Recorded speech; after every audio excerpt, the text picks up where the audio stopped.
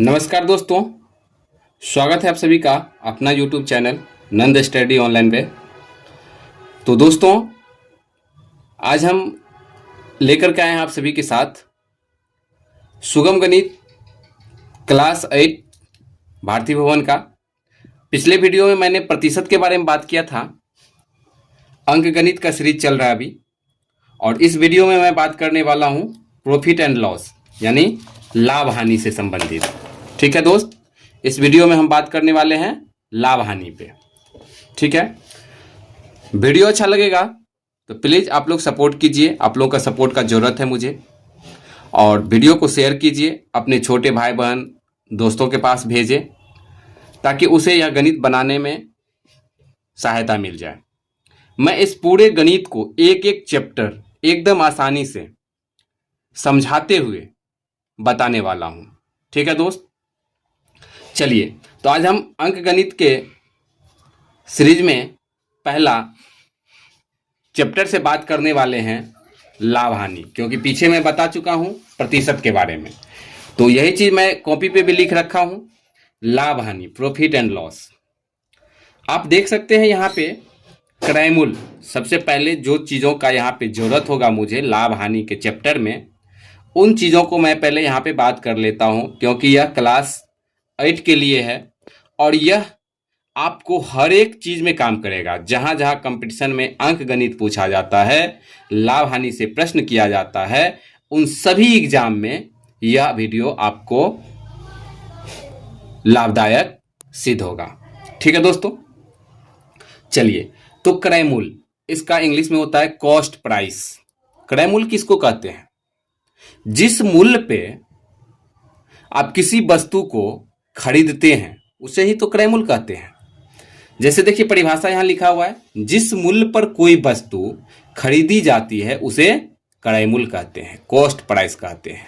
ठीक है दोस्तों, जैसे आप उदाहरण से समझ सकते हैं, यह कलम है और इस कलम को मैंने 6 रुपया में खरीदा है, तो इस कलम का क्रय मूल्य 6 रुपया कहलाएगा। ठीक है दोस्त, और इस कलम को अगर मैं 7 रुपया में बेच दूं तो वह बेचा गया मूल्य ही विक्रय मूल्य कहलाता है। तो आपसे पूछ लिया जाएगा कि लाभ क्या होगा? खरीदे थे 6 रुपया में, बेच दिए 7 रुपया में, 1 रुपया का लाभ होगा। इसी पे बात करेंगे हम। दूसरा है विक्रय मूल्य, सेलिंग प्राइस, यानी किस मूल्य पे आप सेल किए, बेचे वस्तु को। तो कहा जाता है जिस मूल्य पर कोई वस्तु बेची जाती है उसे विक्रय मूल्य कहते हैं। ठीक है दोस्त, चलिए उसके बाद बात आता है लाभ, यानी प्रॉफिट क्या होता है, लाभ कैसे होता है, कैसे समझेंगे लाभ हुआ क्या हुआ। तो कहता है क्रय मूल्य, आपको पहले मैं बता दिया हूं कि जिस मूल्य पे कोई वस्तु खरीदते हैं, से विक्रय मूल्य। विक्रय मूल्य किसको कहते हैं? तो जिस मूल्य पे वस्तु को बेचते हैं। क्रय मूल्य से विक्रय मूल्य अधिक होने पर लाभ होता है। आप खरीदे हैं कम रुपया में, बेचते हैं उससे ज्यादा में, तो आपको लाभ होता है। अगला टॉप जो है वो है हानि, मतलब लॉस। आपको घाटा जो लगता है किसी चीज में। तो क्रय मूल्य तो आप समझ चुके हैं कि जिस मूल्य पे खरीदते हैं, विक्रय मूल्य मतलब जिस मूल्य पे बेचते हैं। तो इसका परिभाषा होता है क्रय मूल्य से विक्रय मूल्य कम होने पर हानि होती है। यानी खरीदे थे आप 6 रुपया में, बेच देंगे 5 रुपया में, तो 1 रुपया का आपको हानि हो जाएगा। ठीक है, चलिए इसी में आता है, आपसे प्रश्न पूछा जाता है ऊपरी व्यय। ठीक है, कभी कभी कह देगा आपको एक मशीन खरीदा गया और मशीन को घर लाने में ऊपरी व्यय 200 रुपया लग गया, यानी रास्ते में खर्च लग गया उसको, भाड़े में, इसमें उसमें। तो उसी को ऊपरी व्यय कहते हैं। किसी सामान को खरीदे जितना में, उसके बाद जो मूल्य आपको खर्चा लगा उसको लाने में घर तक, या मरम्मत करवाने में, ठीक करवाने में, जो भी है, उसको हम ऊपरी व्यय कहते हैं। ओवर हेड एक्सपेंडिचर यानी ऊपरी व्यय खर्चा। जब कोई व्यापारी अपने सामानों की धुलाई आदि के लिए क्रय मूल्य के अतिरिक्त राशि व्यय करता है तो उसे ऊपरी व्यय कहते हैं। जितना में आप खरीदे हैं उससे जितना रुपया आपको ज्यादा लगता है उसको सही कराने में, लाने में, भाड़ा देने में, उसी को ऊपरी व्यय कहते हैं। ठीक है, अगला इसी में टॉपिक है, आप देख सकते हैं। तो इतने चीजों को तो आप समझ गए कि इन चीजों को हमें जरूरत होगा लाभ हानि में। यह सब शब्द आपको देखने के लिए मिलेगा सवाल में। ठीक है, अगला आप देख सकते हैं कुछ महत्वपूर्ण सूत्र है। जो सूत्र आपको अगर याद रहेगा तो आपको सवाल बनाने में बिल्कुल आसान हो जाएगा। चाहे आप कंपटीशन का मैथ बना रहे हो, या 8वीं क्लास का मैथ बना रहे हो, या 6ठी क्लास का मैथ बना रहे हो, या 7वीं क्लास का मैथ बना रहे हो। आप लोगों का जैसा रिस्पॉन्स रहेगा दोस्तों, तो हम 6 क्लास से ही शुरू करके 10th क्लास तक का सारे मैथ का एक एक चैप्टर करके वीडियो बनाऊंगा। तो आप अपने दोस्तों के पास, छोटे भाई बहनों के पास भेजें इस वीडियो को। और अगर आप उसी क्लास के विद्यार्थी हैं, 8वीं क्लास के, तो आप अपने दोस्तों के पास भेजें। ठीक है दोस्त, इससे आपको मैथ बनाने में सहायता होगा। जो भी आपको समस्या होता है कमेंट के माध्यम से मुझे बताएं, उसका सॉल्यूशन मैं नेक्स्ट वीडियो में करूंगा। चलिए, तो कुछ फॉर्मूला है, सूत्र है, जैसे लाभ बराबर, आप जानते हैं प्रॉफिट बराबर क्या होता है, तो विक्रय मूल्य, यानी जितना में आप बेचे, घट्टे क्रय मूल्य, जितना में आप बेचे हैं उसको घटा लीजिए जितना में खरीदे थे। तो वही जो आपको अगर प्लस में आता है तो आप समझिए लाभ हुआ, माइनस में आता है तो हानि हो जाएगा। अब हानि बराबर क्या होता है, तो क्रय मूल्य, ध्यान दीजिएगा, लाभ निकालने के लिए विक्रय मूल्य में से क्रय मूल्य को घटाएंगे।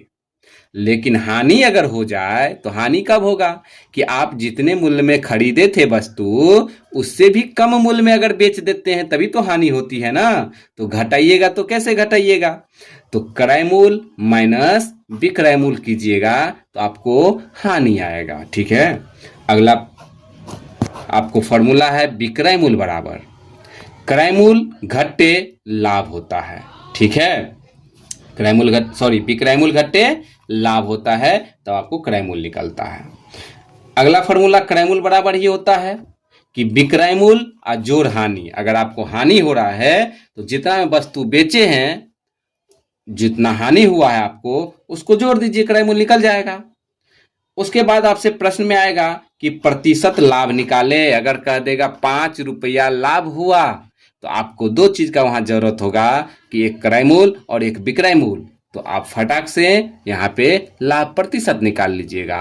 विक्रय मूल्य नहीं भी रहे, क्रय मूल्य पे ही आप निकाल सकते हैं।